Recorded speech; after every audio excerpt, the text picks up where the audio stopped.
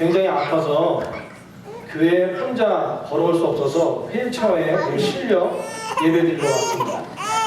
근데 하루는 오늘처럼 부활주일이 되어서 선생님이 우리 교회 학교 학생들에게 과제를 하나씩 냈어요. 뭐냐면 플라스틱 계란에다가 다음 주일 부활주일에 올 때는 생명에 관한, 살아있고 생명에 관한 부활을 생각할 수 있는 것을 넣어가지고 와라 그랬어요.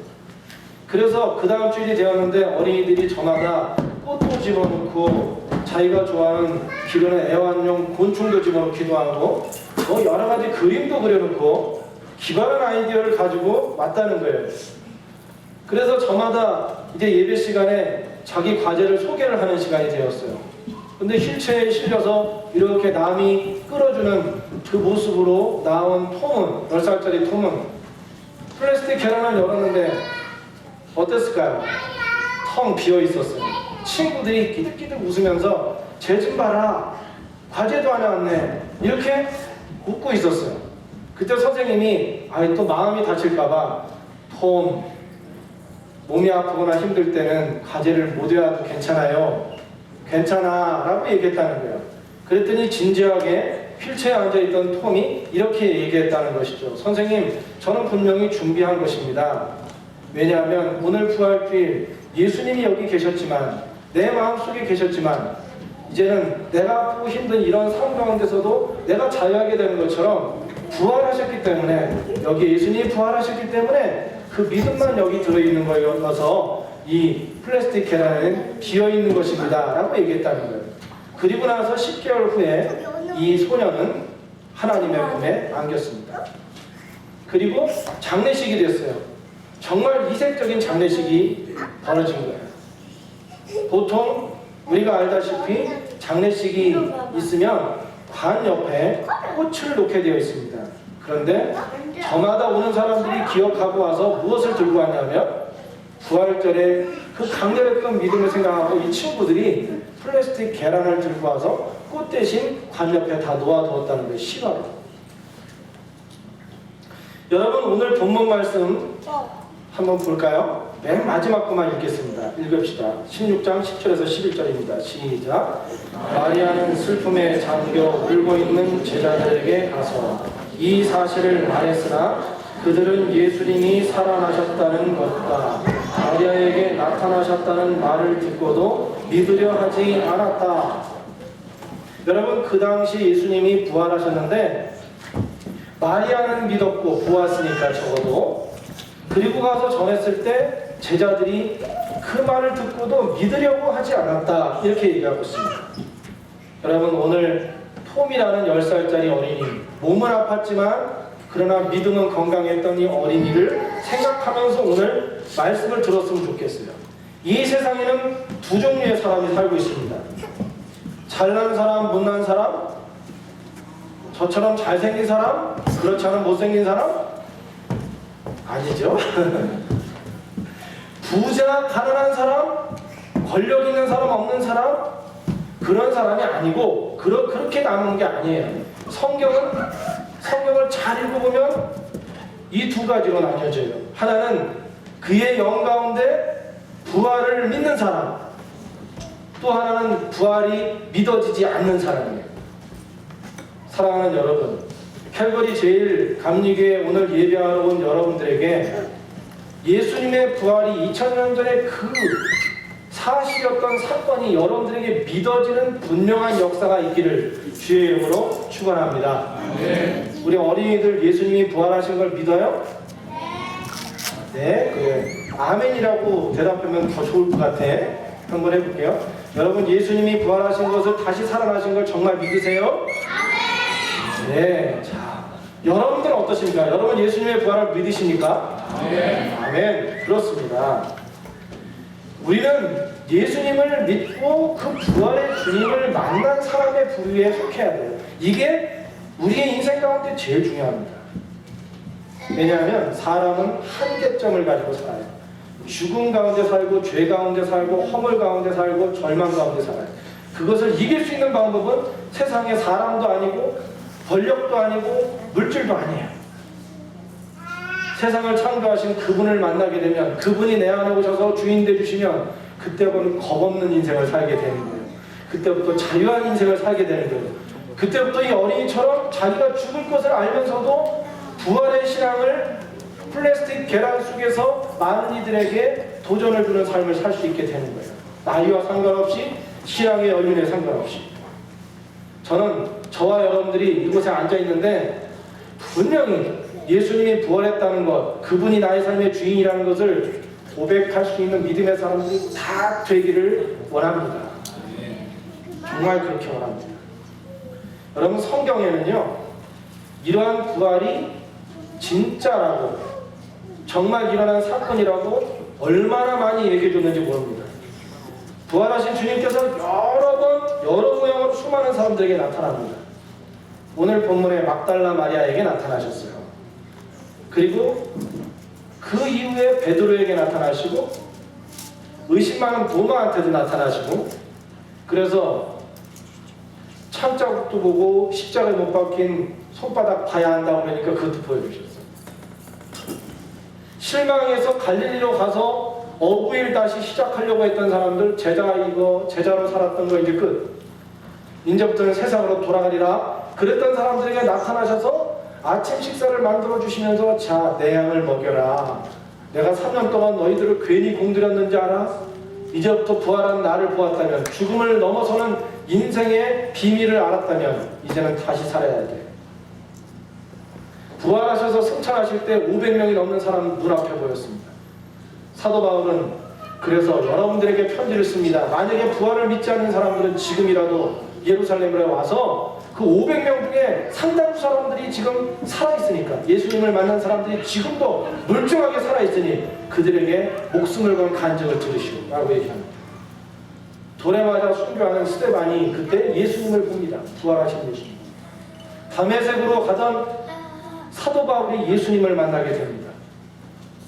요한계시록 마지막, 성경의 마지막, 예수님이 다시 오신다는 종말의 예수님을 이야기하는 그 반노섬에 갇혔던, 요한계시록을 쓰고 있던 환상 중에 주님을 만났던 요한도 부활하신 예수님을 만납니다.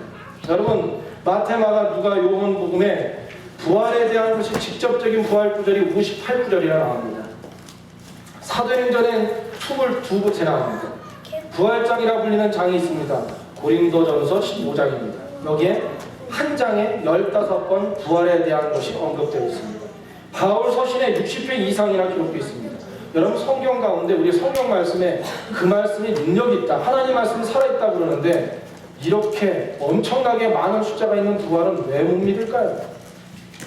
우리에게 이런 축복을 주시리라라고 말씀하시면 나가도 들어가도 복을 받는다, 이런 복의 말씀은 철석같이 믿고 싶은데, 내 입을 크게 열라 내가 너희에게 채우리라 그러면 그거는 믿고 살고 싶은데, 왜 엄청난 숫자로 여러 번 우리에게 말씀해 주신 예수님의 부활의 증거는 믿지 못하고 의심하며 흔들리는 것일까요?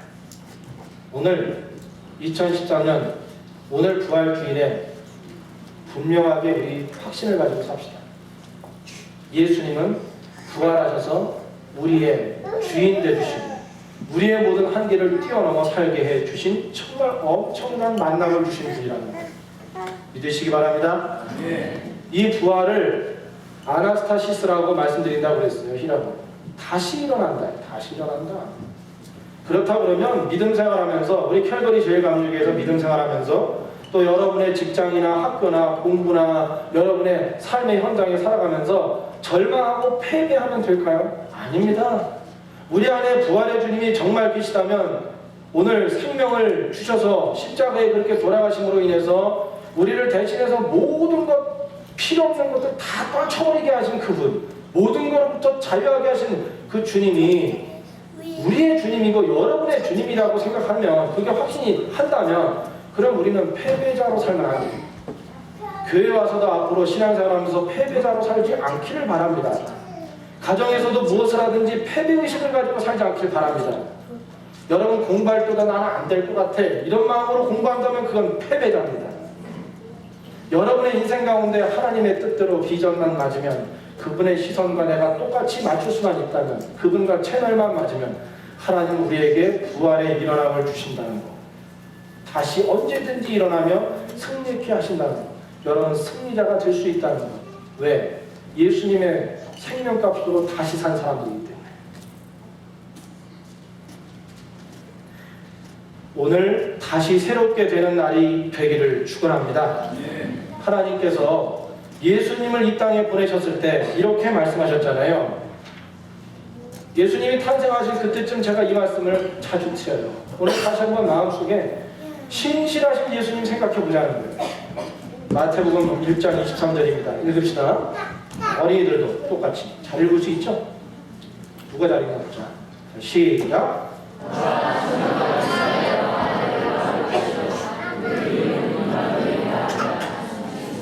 이를 번역한즉 하나님이 우리와 함께 계시다 합니다. 그 다음 거 읽을게요. 28장 20절 시작. 내가 세상 끝날까지 너희와 항상 함께 있으리라.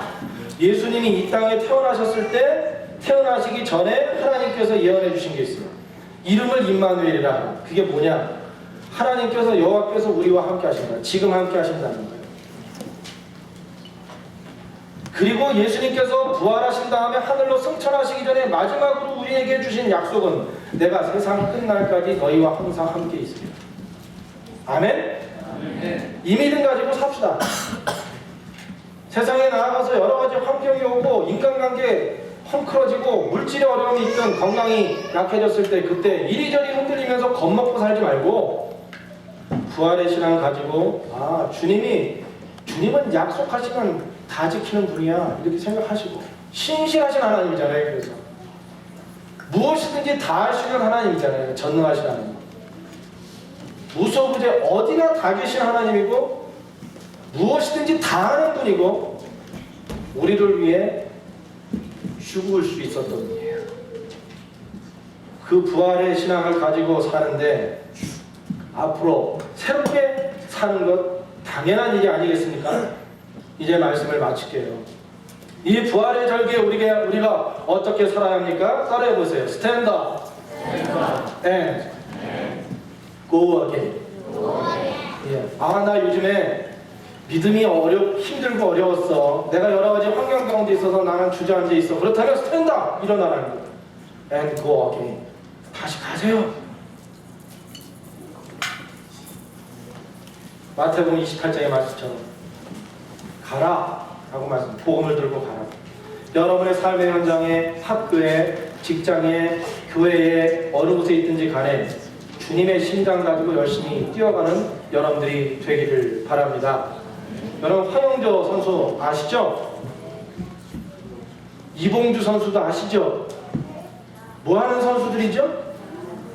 어린이들은 지금 방언을 듣고 있어요. 뭐라고 얘기하나? 여러분들 다 아시죠? 그죠? 그분들의 특징이 있어요. 공통점이 있어요. 뭔가요? 심장이 보통 사람 심장이 아닌 튼튼한 심장을 갖고 있는 거예요. 우리 안에 세상을 따르고 주님 앞에 나가서 말씀 듣고 공부하고 훈련받고 주님의 사람이라고 주님의 몸된 교회에 와서 살지만 이 세상의 환경 가운데 있을 때 새 가슴이 돼서 새 심장이 돼서 두근두근 뛰는 사람으로 살 것인지 아니면 부활의 굵직한 심장으로 인생의 마라톤을 뛰어도 금방 지치지 않고 언제든지 더 힘있게 뛸 수 있는 믿음의 심장을 가지고 살 것인지 어떤 혈맥을 가지고 살 것인지 그것은 우리에게 달려있어요. 이미 하나님께서는 우리 주님께서 성령님께서 우리에게 그와 같은 약속과 은혜를 주셨다는 거 기억하시고 우리 어린이부터 시작해서 청소년, 청년, 청장년, 장년의 일까지 우리 모두가 더 힘있게 힘차게 다시 일어나는 귀한 오늘 부활절 되기를 축원합니다. 기도하겠습니다.